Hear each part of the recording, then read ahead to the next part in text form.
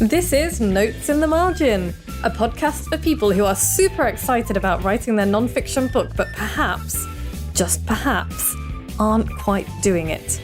If you always feel called to tile the bathroom or clean the toilet instead of writing your book, you are in the right place.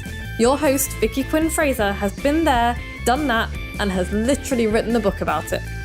Join Vicky and her husband Joe as they make notes in the margin about creativity, writing techniques, publishing, and general shenanigans, and get tips and tricks to help you write your book. Hello and welcome to Notes in the Margin with your host, Vicky Quinn Fraser, and her trusty sidekick. Sidekick? I don't know. Is that what I am? Sidekick? Well, in this aspect of your life, yes. Ugh. Ooh! Rumbles of thunder in the background. Did you hear that? Yeah, it's very atmospheric here. We've got thunderstorms going on. They've been going on for several days now. It's been great. Yeah, enjoyed it. A thunderstorm. We just got very wet running from the house to my office. And this is going to be a very short and sweet podcast because we are about to get on a plane. Well, not like about to, but we're about to get in the car to go to the airport to get on a plane. We're going to Barcelona for the weekend. Yes. It's going to be amazing. And if you're a burglar and you're listening to this, and by the time this goes out, we will be home again. Yes, too late. Yes. Missed your opportunity. Right then, Joe, what you reading at the moment? Oh, hang on. What's going on in there? What's going on in the Dingle? We have a functioning plumbing for the shower and whatnot. It's all piped in and everything seems to work. Yeah. We've got the minor disagreement with the plasterers and... It wasn't a disagreement. It was just this isn't good enough. Can you fix it, please? And they are fixing it. And they are fixing it. So that's good. What else is going on? Well... We started boarding out the shower cubicle. We did, yes, with weddy boards, which are ludicrously expensive. And we were like, oh, no, don't want to touch them. And then we watched some videos where people were just like slamming them up and banging them around. And so we were like, let's just get on with it. Get on with that. So we started doing that. Next up comes the shower tray, which is terrifying because it weighs about twice as much as I do and is big and can probably be snapped in half without an awful lot of difficulty. Yeah. So we basically need to put a bed of sand and cement down onto the subfloor. And then we need to like chop out joists. And we've got many things to do first. Yeah. Things and stuff. It's going to be fun. But yeah, but it's looking like, well, no, even if, I don't know what I was going to say then, but it's looking like I'm going to be able to have my bath at Christmas. Yeah. My plan is basically to get in the bath on Christmas Day and then you can bring me my Christmas dinner. Okay. Sounds good. And you can come and eat in the bathroom too. Okay, cool. Yeah, it'd be cool. We're probably not going to do that. But you never know. So what are you reading at the moment, Joe? I'm not honestly very sure. It's a book that I pulled out of one of your tottering piles. And it's, I don't know, you're Googling, aren't you? Googling. Other People's Clothes by Calla Henkel. There you go. There you go. It's kind of interesting. It's about a couple of sort of not very arty art students who are having a year out in Berlin. Oh. Well, actually, they're supposed to be studying in Berlin, but they don't seem to be doing much of that. Okay, fair enough. And it's good. Yeah, it's good. It took a bit to get going, but I like it. Cool. And I have just finished reading The Thursday Murder Club by Richard Osman, which I really enjoyed. Which was my airport book from a few weeks ago. And I was just like, I just fancy something a little bit like cozy mystery. And it is. And it's really good. And it is a cozy mystery. And it's, it's Agatha Christie-ish. But also he writes characters so beautifully. And I just really like the way he writes his characters. And, the story's cool and the mystery's cool. But I really like his writing. So it's very good. And I'm also... what else am I reading? I'm reading all sorts of things. We're not very prepared. Basically, we've just packed a bag and we're about to get in the car. So this is the last 15 minutes of nonsense in the middle. And then I'm not working. I'm not taking my laptop. I'm not working at all. God, you're going to be freaking out in about 24 hours, aren't you? It's going to be fine. I mean, you could always call on Harriet to sort out any last minute dramas that you have whilst you're away for the weekend. That's not going to work. She ain't even going to pick up her phone. And if she did, I would imagine it would be tell me to fuck all the way off. Because we're going to Barcelona for Harriet's wedding. Yay! I'm so excited. So excited to see her in person. And we've been trying to plan this trip we were going to go just before COVID. In fact, I think we had the flight flipping booked, didn't we? For April. Got binned. Yeah, for the end. We had the flight booked because Harriet's birthday is the day before my birthday. So we were basically going out for our birthdays. And then that was the end of March. And so obviously, end of March 2020, obviously did not happen. End of the world. Yeah, so this is very exciting. Right, so this week I have actually got something prepared. Okay. We're talking about that old writing advice, or that not even necessarily writing advice, but that writers think that they need to somehow find their voice before they start writing. Right. And that's not how this works. Okay. It's not how any of this works. What does finding your voice actually mean? What do people mean when they say that? Because honestly, I'm an engineer and my voice is the thing that falls out the front of my head when I flap my lips at someone. I'm totally going to snip that piece out for the podcast snippets. Okay, cool. Because that's what I do now. I didn't do the last one. Oh, mate. Rah! Ooh. Ominous rumbling in the background. That was perfect timing. I was like, oh my God, I didn't do that thing. And then the thunder crashed. Nice.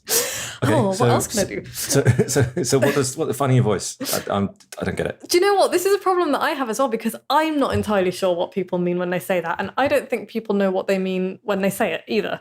So it's like that. It's like when people say, do you want to become a better writer? And it's like, well, what the hell does that mean? It's, what does that mean? Do you want to be funnier? Do you want to be clearer? Do you want to, what do you mean? What do you mean by that? Did you want to write more? Yeah. Do you want to write faster? Do you want to spell better? I don't know. Do you know what I mean? So, and I'm not, obviously, I know everybody wants to become a better writer, and that's fine. And I'm not really throwing shade at people for that. But what I am saying is be a little bit more specific. And we can apply that, because otherwise, how do you measure it? It's like, by what measure? Am I better than I was? I don't know. I don't know, by what measure? So yeah, it's kind of, I kind of want to apply that train of thought to the whole finding your voice thing as well. It's like, and I would throw that back. It's like, oh, how do I find my voice? Well, what do you mean by that? That's what I asked you. I know. What do you mean by that? I think mostly what it means, I'm being a little bit facetious. I think what it means is that, I think it means a combination of wanting to be a better writer, whatever that means for people, and also wanting to sound like themselves, and kind of settling into, their writerly voice. And I think that's a little bit of a dangerous aim to have as well, because your voice changes as you do. And so I think kind of aiming for, I want to sound like this. This is what I want to sound like. It's like, what, forever? You're not going to grow. You're not going to, learn new things and new ways of expression. Because if you read any author who has written like a lot of books, and let's take Terry Pratchett or Stephen King as examples, because they're so prolific. If you read their first book, it's vastly different from the last book, and you can actually, the Discworld series is a really good example of that, because the first two Discworld books, Colour of Magic and Light Fantastic, yeah, check me out. I love them. They're great books, but they're all about the jokes rather than the humour. And his later books, they're vastly different, and I would say his later books are vastly superior to the first two. And that's not to say that the first two are bad. They're not. I love them, but they're just different. They're a different style. And you can see Terry Pratchett's voice and ideas and, the things he wants to write about mature as he matured as a person. And you can see that. And because this is going to turn into a Terry Pratchett thing, I think, instead of finding a voice. But because I've been writing about him a lot recently. But like, people think that Discworld books are just, I'm saying just in like air quotes, fantasy. And, by the way, I hate the snobbery around science fiction and fantasy. And it's like, they're never nominated for any of the big, literary prizes or anything. Like somehow they're beneath it. And that really drives me nuts, because some of the most incredible stories have come from science fiction and fantasy. And it's like, just because it's got elves and goblins and, it's like, that's not what it's about. And that's not what Discworld books are about. Yes, the world is peopled with witches and wizards and, elves and goblins and things. But the books are about us. They're about the absurdity of humanity and all the rest of it. And you can see that, like, he is a really incisive social commentator, and he has he was powered by rage at the injustices of the world and the unfairness of the world and all that kind of thing. There wasn't like a point in time where he had his voice. No, it's just changed over time. He wrote a lot and he developed as he went, and it happened. And that's kind of the summing up of this entire podcast episode. Oh, right. Like, ladies and gentlemen, we're done. To the crash of thunder. I don't even know if that's going to show. I hope it does show up on the podcast, because I think it's very atmospheric. I think We should do. In fact, we should strip out the background thunder and then record a Halloween episode at some point. It's absolutely throwing it down out there.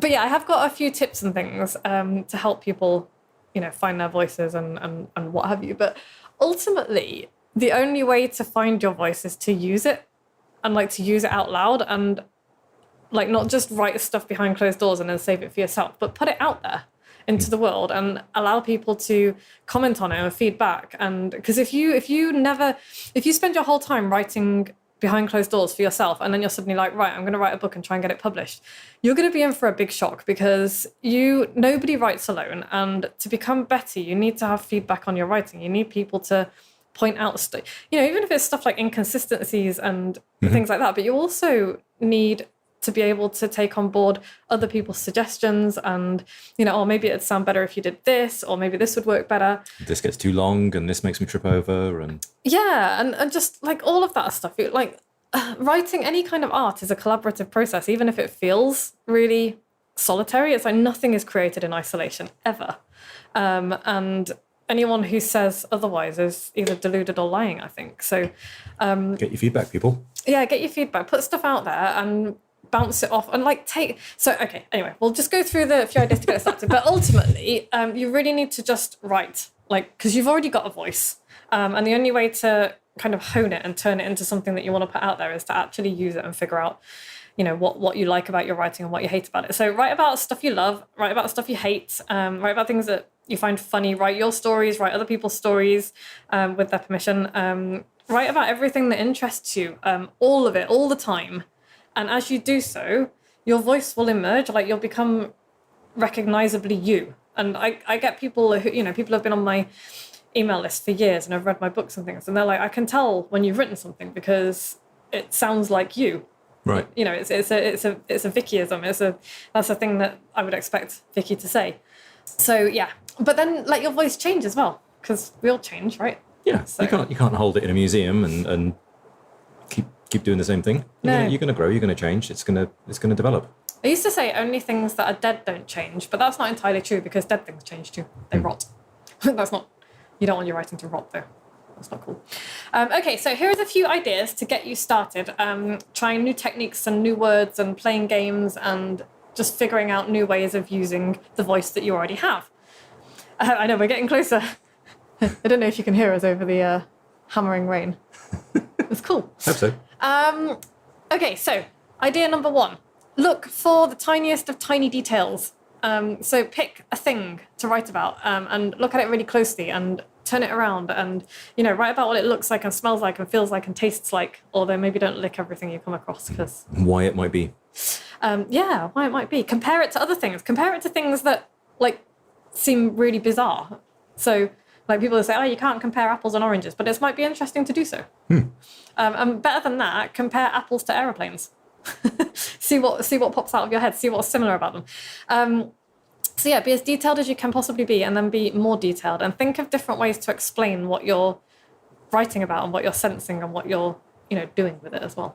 And that will get you thinking about things in a different way. And another way of thinking about that as well is, and this is another thing that I'm taken from Terry Pratchett, is look at things he always applied logic to, not nonsense, but one of his examples is from a book called The Wee Freemen, which features Tiffany Aching, who is a teenage witch. Stop doing that. And sorry, Joe is spinning very, very slowly on his chair, and it's making me feel seasick. Nice. Sorry. But Tiffany Aching was commenting on Hansel and Gretel and the absurdity of it. And she was, I can't remember the exact quote, but she was like, nobody has an oven big enough to fit an entire adult person in. And what makes children think they can go around eating other people's houses anyway? And so it's you take that whole story and just look at it a little bit more closely. And, have a look at what's underneath it. And, does it actually make sense? Or is it really stupid? So, number 2, write a biography of your table lamp. Or anything, really. Any inanimate object. Pick something, imagine the journey it's had and the life it might lead if it were, going to spring into action. Okay. And make it funny if you want, or tragic, or entirely humdrum. But have a go at writing... Ooh, that was very bright lightning, because the sun's also out.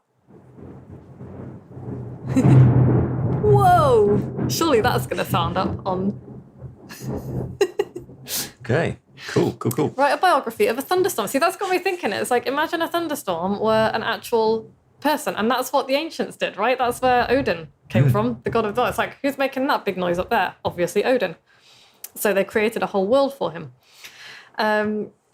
Okay, next thing, number 3, write an A to Z of something. So during my first year of my MA, I had to write an A to Z of something. That was one of the exercises. Somebody wrote like an A to Z of tea, somebody else wrote an A to Z of pillows, and I wrote an A to Z of my many life digressions. And it was really fun to do because it just got me thinking a bit differently. It's like, oh, I've got to think of something beginning with a B to do with this thing. And it just forces you to figure out things from a different angle. Does that make sense? Nice. Yes. Cool. Number 4. What's number 4, Jeff? Notice more things. Yeah. Notice stuff. Notice stuff. Be one of the people who, when you're doing your shopping, is looking around and noticing things instead of being one of the people with the dead misery eyes. Do you know what I love doing when I hate shopping because I find it very stressful. But if I'm in a shop, I love nosing around at what other people have got in their trolleys and trying to imagine why they've got that weird combination of things in their trolley. It's like, you've got cat litter, toothpaste, and a packet of condoms. It's like, It's an interesting night in. That's because you do the small shopping. You do the nipping into a shop to buy some Whisper Golds on the way home from the gym. I don't... how dare you? I feel like there was a lot of judgment in that statement. A lot of judgment. Whereas I go and do like the weekly shop on Friday. So it's I think you get different categories of shop and shopping and shopper. Okay. Cool. So yes, notice things. And like go down rabbit holes of information about stuff. And like Terry Pratchett talks about this as well. Is like read everything because you don't know if it's going to be interesting until you start reading it. And he's like, he read a history of false teeth once and came up with all sorts of ideas. And so I do this all the time. I go down little wormholes of things that I'm interested in. And, it's like, what's the difference between an ostrich and an emu apart from the continents? And, that kind of thing. And so the other day, in fact, today or yesterday, I can't remember.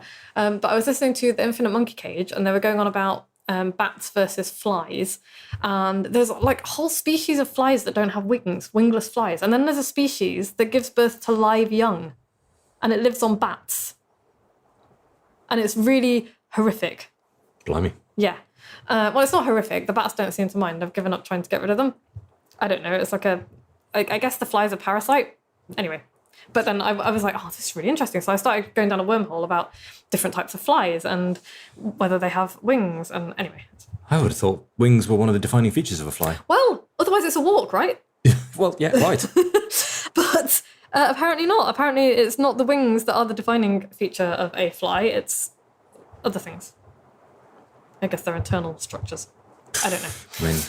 So yeah, notice more things and then write down your thoughts and reactions to them. And if you want to know how to do this, David Sedaris, read David Sedaris. He is an absolute master at writing down your thoughts and reactions to little anecdotes. You can turn... you can turn your observations into little anecdotes and talk about, all of the stuff that might lead on to and how it makes you feel. So that's really good because also it helps you to figure out what you actually think about things. Ask people questions. Another trick that I stole from David Sedaris. When he signs books for people, he doesn't wait for fans to ask him stuff. He collects stories, so he asks people really, really weird questions. Tell me about your furniture. Yeah, what furniture do you like? Was the question for a couple of people in front of us. So yeah, ask people weird questions. Like, if you're, that's very cool. I feel like we might get struck by lightning at some point soon. I think we'll be fine. But yeah, ask people questions. And if you hate small talk, like me, I really hate small talk. I don't really know how to do it. Then don't do small talk. Do interesting talk. Do big talk. And be like, straight into politics and religion. Well, I mean, why not? Because that's the mark of an adult, is to be able to have a conversation like that without having a screaming argument about it. So, and if you come at those questions and those topics from a position of genuine curiosity, then you're not going to have an argument with somebody. Because if your aim is to really find out what people think and believe and why, then it's very difficult to have a screaming row with somebody when you do that. So, okay, and then finally, and I think this is really important, copy out writing that you love. Imitate your heroes. And I know that sounds like I'm telling you to copy them. I am 100% not telling you to lift other people's writing. And if you do quote people, then you cite them fully. There's nothing wrong with that. But copy out quotes that you like. So one of the things I use my notebooks for is copying out passages that I love from books and articles and things. Chunks of writing that have struck you. Yeah. And I make notes on them. I make notes in the margins of the books and magazines that I read. And then later I make more notes in my notebook. So why did I love this piece of writing? What worked for me? What didn't work? What stood out as funny or sad or fascinating? What can I take from my own writing and use and adapt? And then another thing that I do after that sometimes, and this is a writing exercise that I think is really valuable, is put aside, like, and this works better for kind of longer essays or longer passages. Put it away, like copy it out, and then put it away, and then come back to it and try and rewrite it yourself without looking at it. Try and rewrite the essence of the story or the article in your own words and see how you do, because then you can come back and compare it. And it's like, okay, so how does it, and you're not trying to get it exact, you're trying to write it, you're trying to rewrite it yourself. Then you can look at it, compare it to the original and be like, oh, actually, I don't like this bit that I wrote. The other writer did it much better, and this is why. And that's the key. That's the important bit. Is like, this is why. But then you might also find a bit that you wrote and be like, actually, I prefer my way of writing that. And that's really important. It doesn't mean that you're saying that you're better than the famous author. It just means that actually, for you, this is the way that you would write it, and it works better for you. So that's a really valuable exercise as well. So yeah, there's thousands more creative writing tips and techniques out there to kind of find your voice, whatever you mean by that. But honestly, the best thing we can do is just write some more. Cool. Yeah, thanks for that input. Top tip. Right. Yes. So yeah, write in public, tweak it, and then write some more. I mean, I think that means write it, then release it to the public. Yeah. You don't have to actually... Yeah, don't take a desk to Sainsbury's and sit down and write. I mean, you could... Well, not Sainsbury's, but I do know some people... I know of some people who do like live... They will like screen record what they're doing live on Instagram or something and actually write live in a Google Doc that they've got with a public link so that people can come and watch them. That makes me want to break out in hives. Like, I am full of admiration for people who do that, but I don't think I'm certainly... Maybe I'll give it a go at some point. I should. Does anybody... watch them, right? Yeah. There's a guy who I can't even remember his name now. This is terrible. It'll come to me later. But there's a guy who does like live writing sessions on YouTube, and he does like a YouTube live stream. And he does this, and he has people come and like make suggestions as he's going along. And so it's almost like it's really interesting. I can't remember exactly how he does it or what he does, which is not making for a very good story, but I will try and dig it out and we'll talk about it another time because I was just really intrigued by the whole idea. I thought it was a very interesting way of creating things. So sounds cool. Yeah. So what's the takeaway, Joe? Write stuff, write it in public, get feedback, tweak it, write it again, compare it against other writers. But not in a I'm so shit and they're so great way, because that is corrosive. In an academic, sort yourself out, kind of figure it out, work out what works, work out what doesn't work. Yeah, what do I like, what do I not like? What do other people like, what do they not like? And that's another really important thing. It's like... just because you like it doesn't mean anyone else does. Yes, exactly. And I met somebody once who, in a book group, and he insisted on reading part of his book out to the group, and I was just like, oh my God, this is bad, it's bad. And it was objectively bad as well. It wasn't just me being like, I don't like this, it was objectively bad. But yes, doesn't mean that you will... Yeah. Okay. So yes. So yes, write in public, tweak, write it some more. Yeah. And if you are writing your non-fiction book, then maybe I can help. You can book a book breakthrough jam with me. If you want to get your book started, if you're like, oh, right, I've been wanting to do this forever and now it's time, I'm going to damn well get this done. I mean, you can probably figure it out yourself, but you haven't so far. And have you really got time? Have you really got time to figure it out yourself? If not, come work with me. Do a book breakthrough jam. I've got 2 left for September. You can go to moxiebooks.co.uk/book breakthrough with ominous thunder. I promise it won't be ominous. Or you can get my free writing prompt calendar if you want to. That's a really good way actually to figure out your writing voice and practice writing about lots of different things is get my free writing prompt calendar at moxiebooks.co.uk/calendar. And what should people do if they have enjoyed this podcast? They should review it. They should subscribe. They should recommend it to their friends. They should send a link to their friends. Please send a link.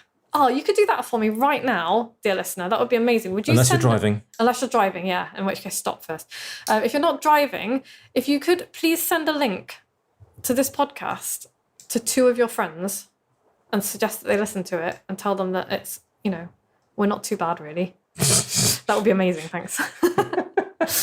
Yeah, and that's that, really. That's it. Let's go get in a car and go to the airport. Yeah, I'm really excited. Thank you to Podfly for always making this sound great. Cheers, folks. Please leave the thunder and lightning in because I feel like it adds some atmosphere. Maybe take the rain out. Harriet, thank you so much for always being awesome, and happy wedding. See you in a day or 2. And thank you to you, dear listener, for being on the other end of this podcast, because otherwise we're just screaming into the void. Thank you, especially to the listeners who send a link to their friend. Yes, a special thanks to you. And yes, thank you. Cool. Right, we're done. We're out. Bye. Bye. Thanks so much for listening. Check out the show notes at moxiebooks.co.uk/podcast for links to everything we've mentioned in this episode. Remember to subscribe to this podcast wherever you get your podcasts from. And if you'd like to hear more from Notes in the Margin, you can sign up to get regular emails from Vicky into your inbox at moxiebooks.co.uk/notes in the margin. We'll be back same time next week.